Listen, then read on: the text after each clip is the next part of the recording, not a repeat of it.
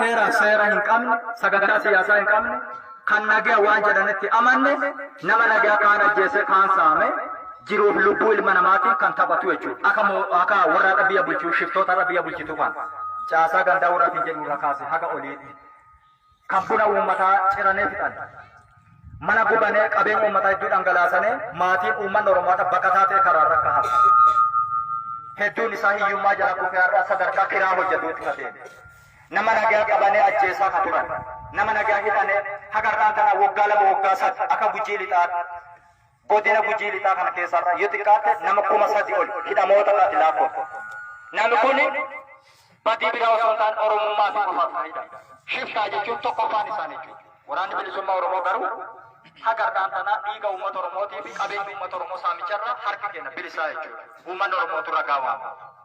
Kanaafuu jajjabaadhaa isin jaallanna fayyaa nuuf ta'a waaqaa gaditti sodaa abbaa fedhe sodaa eenyullee hin qabnu kan nu jaallan kan nu mararfan kan nu sodaan kan nu kabajin isinii uummata keenyaa qofa nu jiraadha.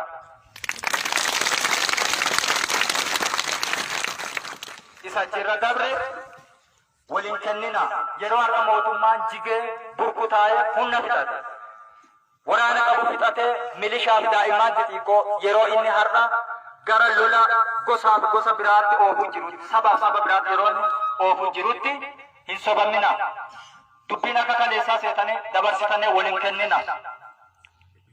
Manni uummata keenyaa manni obboleessa keetii manni ollaa keetii gubatee bu'aa irraa argata. Namni nagaa si bira hidhamee dhaanamee bu'aa irraa hin argatu. Namni nagaa si bira du'ee bu'aa irraa hin argatu. Kanaafuu dabarsitanii waliin kennina uummata keenya. Rakkoon fedhe yoo jiraate isiniif jirra. Isin duuba jirra. Waan fedhannaa feete bakka itti gollattan qabdan akka kaleessaatii miti. Guyyaan har'a. Isa kanaafi dargaggoon jirtan saba keessaniif hidhadha. Milishaa maanii qabee gara lola Tigraay isin erge. Qaama humnaan qabee Tigraay isin geessu jedhe eeboo waraan woboon si duuba jira. Yoo waan biraadha adda salatoof ba'an ga'ancheef.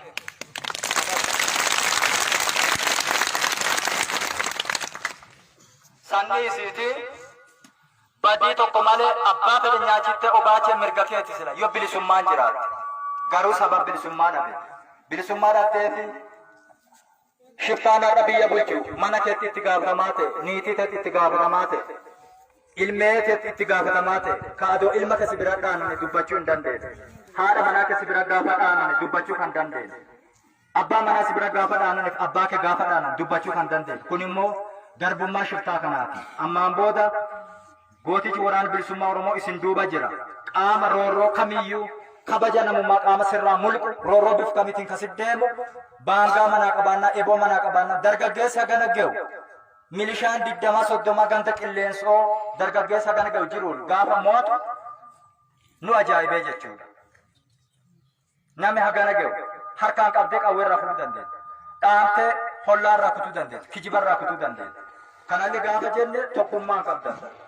Gaafa tokko garaa kuteennaan ka'e tokko immoo irra laalee ka'ee biraa baqata. Isa garaa kuteennaan dubbate qofa dabaree kennama ni miidhama. Tokkummaa yoo qabaatan adoo walirra duultane abbaan fedhe nuyyuu isin sodaata. Saba tokkummaa qabu Tigiree laala.